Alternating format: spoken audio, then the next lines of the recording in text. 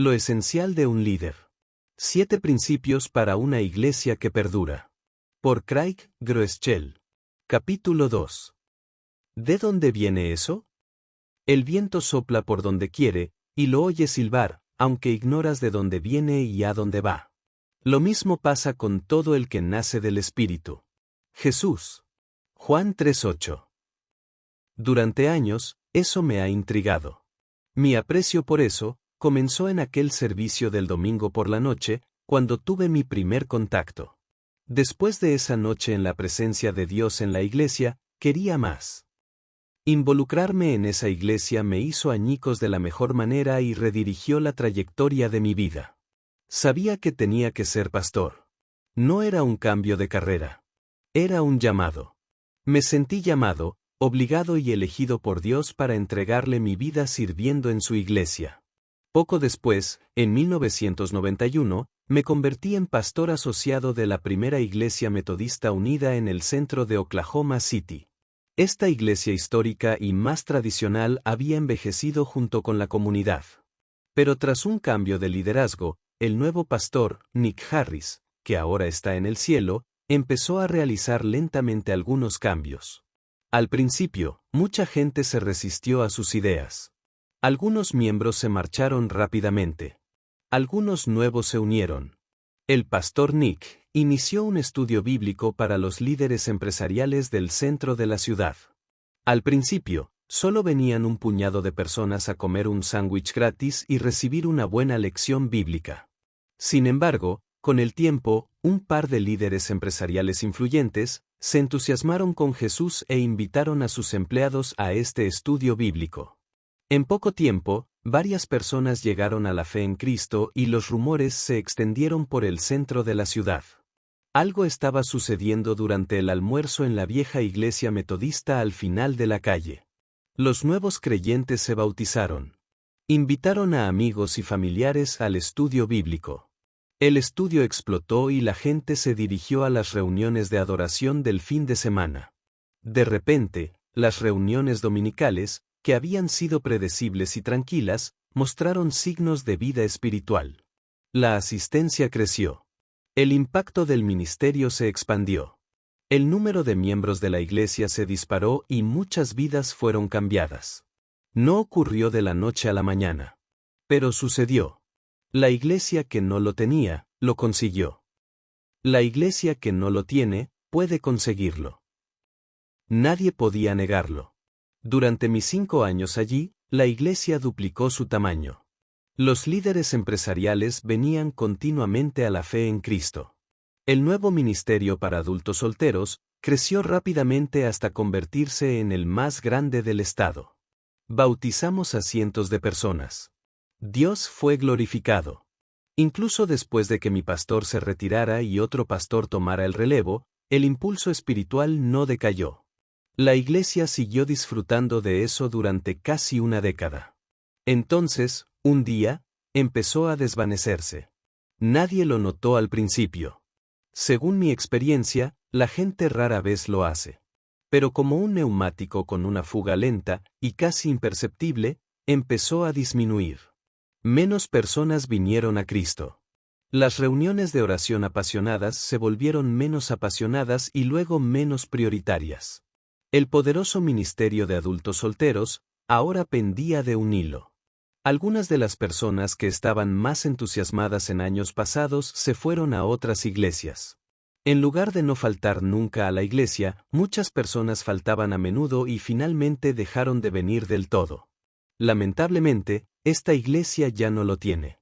Después de haber visto a la iglesia ser bendecida con eso, muchas personas lamentan que esa misma iglesia esté ahora, años después, luchando sin tenerlo. Se podría decir que eso sucede. Pero no siempre. Cuando menos te lo esperas. En 1996, Pokémon fue presentado al mundo, el canal de noticias Fox News hizo su debut, Bill Clinton fue reelegido presidente de los Estados Unidos y mi esposa, Amy, y yo comenzamos Life Church. Supongo que no recuerdas el lanzamiento de Life Church. De nuevo, no me ofendo. En esos primeros años, no teníamos nada de lo que la mayoría de las iglesias tienen y creen que son necesarias. No teníamos casi nada. Lo que teníamos era chatarra. Nos reunimos en un garaje prestado, con capacidad para 2 automóviles, que olía igual que un garaje. Habrás notado que no hay ambientadores con el nombre Brisa Mojosa para garaje en la tienda. En el primer fin de semana de nuestra nueva iglesia, experimentamos una rara tormenta de nieve en Oklahoma. Todavía recuerdo a la gente con sus gorros y guantes de invierno, acurrucados durante toda la reunión para mantenerse calientes. Como sabía la importancia de cuidar a los niños, reservamos las mejores instalaciones para los menores de 5 años.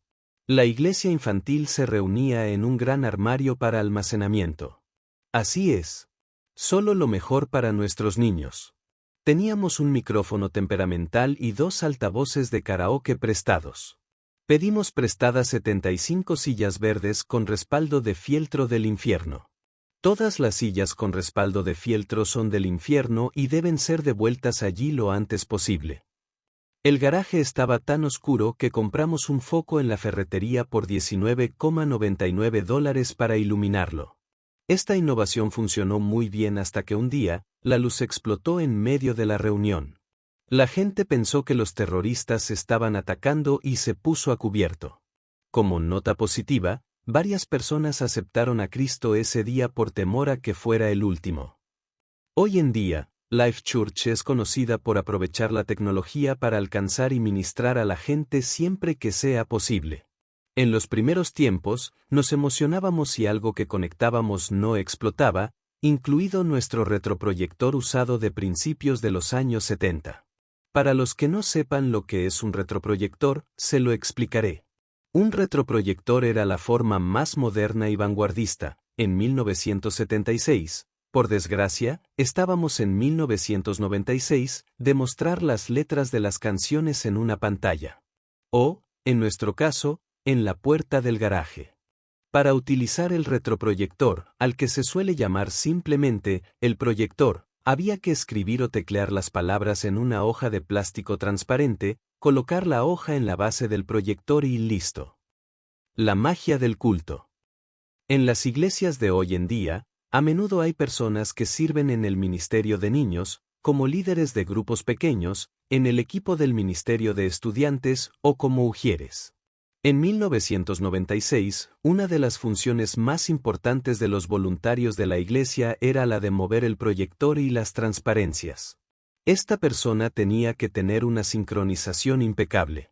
Mientras la congregación cantaba, la persona que cambiaba las transparencias tenía que anticipar el flujo del espíritu y retirar la transparencia del proyector en el momento preciso.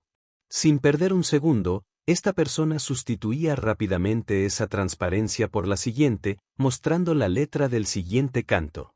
Para que fuera manejable, siempre nos saltábamos la tercera estrofa. Solo cantábamos las estrofas 1, 2 y 4. Hay que seguir la tradición. Si esto parece complicado, créeme, lo era. Nuestra persona de las transparencias era Jerome. Jerome era un cristiano nuevo que había perdido un dedo por una herida de bala en un negocio de drogas que salió mal. Sí, el asunto de las drogas fue antes de que se hiciera cristiano. Pero todavía era nuevo en su fe cristiana y estaba muy desaliñado. Estoy convencido de que, por $100, Jerome podía desaparecer a cualquiera por mí. Cada vez que alguien nuevo asistía a nuestra iglesia, se quedaba hipnotizado por la luz, que brillaba en la puerta del garaje, luego dejaba que su mirada siguiera la luz hasta su fuente, donde contemplaba la mano de Jerome y contaba en silencio sus dedos. 1, 2, 3, 4. ¿4? Intensidad exquisita. ¿Por qué te cuento todo esto? Bueno, es más barato que ir a una sesión de consejería. Pero también quiero que entiendas que no tuvimos nada de lo que la mayoría de la gente piensa que necesita tener una iglesia. Dependiendo de tu experiencia en la iglesia, probablemente pienses que algunas cosas son necesarias para tener una buena experiencia de adoración en la iglesia. Sea lo que sea que pienses que necesitas tener, nosotros no lo teníamos. No teníamos un buen edificio. No teníamos nuestras propias oficinas. No teníamos un número de teléfono, a no ser que cuente el de mi casa. No teníamos personal a sueldo. No teníamos un logotipo. No teníamos un sitio web. No servíamos Starbucks. No teníamos un órgano. No teníamos un coro con túnicas ni una banda de rock con chicos vestidos con vaqueros ajustados y mucho producto para el cabello. No teníamos velas para encender el ambiente, ni un espectáculo de luz láser que atravesara el humo de las máquinas de niebla. No teníamos himnos ni series de sermones con títulos copiados de las series más populares de Netflix. ¿Qué teníamos? Teníamos unas pocas personas, se podían contar con las dos manos. Bueno, Jerome no podía, pero tú sí. Esas pocas personas estaban entusiasmadas con Jesús. Teníamos suficientes Biblias para todos. Y teníamos eso. En ese momento, no lo llamaba de esa manera. Pero definitivamente estábamos llenos de eso. Aunque no sabíamos qué era, sabíamos que venía de Dios. Y era especial. Sea lo que sea, todos lo sintieron. Se hablaba de eso. La gente nueva vino y lo experimentó. La iglesia creció. Y creció. Y creció. Las vidas cambiaron por docenas. Luego por cientos. Luego por miles. 25 años después, se nos conoce como la iglesia con mayor asistencia en la historia de Norteamérica. A día de hoy, nos reunimos en más de 40 lugares y en más de una docena de estados diferentes. Pero, al cabo de una década de ministerio, me di cuenta de algo que me hizo reflexionar. Con el tiempo, me puso nervioso. Finalmente, me molestó profundamente y me mantuvo despierto por la noche. En algunas de nuestras sedes de la iglesia, lo estábamos perdiendo. Aunque nunca supe que lo causaba, siempre había esperado que nunca lo perdiéramos. Sin embargo, lo hicimos. Aunque es indudable que muchas de nuestras iglesias todavía lo tenían, en otros lugares teníamos que admitir que parecía haber desaparecido. Ese inconfundible zumbido espiritual, tan evidente antes, era más difícil de escuchar. La inconfundible pasión espiritual de tantas personas empezó a decaer. Los testimonios de vidas transformadas que antes formaban parte de todas las conversaciones eran cada vez menos frecuentes. En lugar de preocuparse apasionadamente por las personas que no conocían a Cristo, algunos miembros empezaron a quejarse de que la iglesia no era todo lo que ellos querían. En lugar de que la gente viniera temprano y se quedara hasta tarde, llegaban tarde y a menudo se iban temprano. En lugar de rogar a sus amigos que se unieran a ellos para ir a la iglesia, con frecuencia se evitaban a sí mismos. En lugar de sacrificarse por la causa de Cristo, la gente parecía consumir, no contribuir. Empecé a perder el sueño. Noche tras noche me quedaba en la cama, mirando al techo, preguntando: ¿a dónde fue a parar eso? ¿Por qué lo perdimos? ¿Lo hemos matado? ¿Será que Dios lo ha quitado? Experiencias con eso al azar. En el pasado, pensaba que si una iglesia no lo tenía, era, al menos hasta cierto punto, culpa de los líderes. Quizás los ancianos no estaban enfocados, apasionados, orando o ayunando, o tal vez estaban pecando en secreto. Si no fue el liderazgo de la iglesia, debe haber sido culpa del pastor principal. Seguramente el pastor principal no había lanzado una visión convincente centrada en Cristo, o no había predicado lo suficiente, o no estaba inspirando a la gente a ser como Cristo. O tal vez era problema del equipo de trabajo. Tal vez el equipo de trabajo se había cansado, aburrido o se hizo perezoso. Seguramente alguien tuvo la culpa. Eso era fácil de creer hasta que tuvimos un problema. Para nosotros, diagnosticar el problema fue complicado. ¿Por qué? Todos los campus de nuestra iglesia eran casi idénticos, pero los resultados eran muy diferentes. Todos nuestros edificios están diseñados para tener un aspecto similar. Si te vendáramos los ojos, y te llevamos a cualquiera de las sedes de Life Church, y luego te quitáramos la venda, no tendrías idea en qué ciudad te encontrarías. Podrías estar en Albany, Fort Worth, Kansas City o Colorado Springs, y no lo sabrías a menos que salieras del edificio. Nos esforzamos por cultivar exactamente los mismos valores, la misma cultura y el mismo liderazgo en todos los campus de la iglesia. Contratamos a todos los miembros del personal, mediante exactamente el mismo proceso estratégico. Los equipos de cada campus se forman juntos, de forma centralizada, siempre de la misma manera. Cada fin de semana, los asistentes en cada sede de la iglesia escuchan el mismo mensaje. Los pastores de alabanza son únicos, pero cantan las mismas canciones con un estilo consistente. El plan de estudios de los niños nunca varía de un campus de la iglesia a otro. Todos los niños de cada campus tienen las mismas experiencias en diferentes entornos. Por supuesto, algunos de nuestros pastores son líderes más experimentados que otros. Y comprendimos que el ministerio en diferentes ciudades y estados produce resultados algo diferentes. Sin embargo, la diferencia de resultados era demasiado dramática como para pasarla por alto. Algunos de nuestros campus de Life Church lo tenían. Otros no. Fue entonces cuando empezamos a llamarlo oficialmente eso. No podíamos ignorar que algunos campus de la iglesia tenían un gran número de personas que venían a la fe en Jesús, mientras que otros luchaban por llevar a alguien a Cristo. Los campus con muchas personas que venían a Cristo siempre parecían tener más que suficientes voluntarios comprometidos. Los otros, a menudo luchaban por llenar una cuota mínima. En los campus de la iglesia que lo tenían, la gente parecía crecer naturalmente en su generosidad hacia la iglesia y fuera de ella. Los campus que no lo tenían, estaban estancados financieramente. Un campus de la iglesia triplicó su tamaño en un año, mientras que el crecimiento de los demás fue plano. 2 crecieron a más de 2,000 personas en un año. Ese mismo año, una se redujo. ¿Adivina cuál se ha reducido? La respuesta podría sorprenderte. Si no estás familiarizado con las iglesias multisitio, las hay de todas las formas, modelos, estilos y tamaños.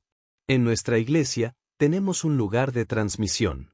Cada semana, un pastor predica desde el lugar de transmisión, que envía el mensaje en directo por satélite a todos los demás. Naturalmente, la gente supondría que el que tiene el predicador en persona estaría siempre lleno y en crecimiento. En 2008, la única sede del Life Church que se redujo fue aquella en la que yo enseñaba en persona. Así es. Todas las sedes de la iglesia que vieron el mensaje en video crecieron ese año. La sede donde yo estaba no lo hizo. Si no te gusta la enseñanza en video, pon eso en tu pipa y fúmatelo. ¿Por qué algunos lugares de la iglesia lo tenían? ¿Por qué otros no? Sobre todo, ¿por qué la iglesia en la que yo predicaba lo perdió? ¿Qué pasó con la pasión, la intensidad, el bullicio y el impulso espiritual que habíamos disfrutado durante casi una década? Al profundizar en este problema, me di cuenta de que no solo las sedes de la iglesia tenían distintos grados de eso, sino también los equipos individuales. Para apoyar a nuestros campus en todo el país, tenemos una organización central dividida en docenas de equipos con varios cientos de empleados en total. Nos dimos cuenta de que algunos equipos tenían ese algo especial, esa energía, ese empuje, esa vitalidad, mientras que otros no lo tenían. Lo mismo ocurría en una iglesia. El ministerio estudiantil podía tenerlo, pero el equipo de misiones no. Mientras tratábamos de entenderlo, empezamos a pensar en otras iglesias del país. Me di cuenta de que podía nombrar una docena de iglesias que solían tenerlo, pero ya no. En un tiempo, llegaban a montones de personas y crecían con innovaciones ministeriales de vanguardia. La gente viajaba a través de la ciudad o incluso a través del país para ver lo que Dios estaba haciendo allí. Los líderes de las iglesias estudiaban estos ministerios y a menudo intentaban copiarlos. Pero en algún momento del viaje, parecían congelarse en el tiempo, para luego descongelarse lentamente y fundirse. Una vez lo tuvieron. Lo perdieron. ¿Podría pasarnos eso a nosotros? Observé algunas otras iglesias cuyo crecimiento había sido plano durante años. Pero un día, algo cambió. Tal vez tuvieron un nuevo líder. O su líder encontró un segundo aliento. Tal vez Dios le dio a un miembro del equipo una idea que funcionó. No sé, podría ser que redecoraron el edificio de la iglesia con el color favorito de Dios. Si es así, quiero saber, ¿cuál es el color favorito de Dios? Sean cuales sean las razones, se me ocurren muchas iglesias que no tuvieron eso durante años, pero que luego lo consiguieron. Una resucitación repentina y dramática. Me di cuenta de dos principios o factores importantes. Factores para tenerlo. La buena noticia, si no lo tienes, puedes conseguirlo. La mala noticia, si lo tienes, puedes perderlo. Preguntas para el debate o la reflexión. 1. Si una iglesia carece de lo que la mayoría cree que se necesita para tener una iglesia y sin embargo lo tiene, ¿significa esto que los edificios, los ambientes, los logotipos, los sitios web, etc., no son importantes? ¿Por qué o por qué no? 2. ¿Puedes pensar en un ejemplo de una iglesia que lo tuvo y luego lo perdió? Describe lo que sucedió. ¿Por qué crees que ese ministerio lo perdió? 3. Si alguna vez has formado parte de un ministerio que lo tenía, lo sabías. Describe cómo se sentía. ¿Cuáles fueron algunas de las cualidades que experimentaste y apreciaste? 4. ¿Qué parte de tu ministerio lo tiene? Tu coro, el ministerio de estudiantes o el ministerio de hospitalidad podrían tenerlo. ¿Qué factores crees que contribuyen a ello?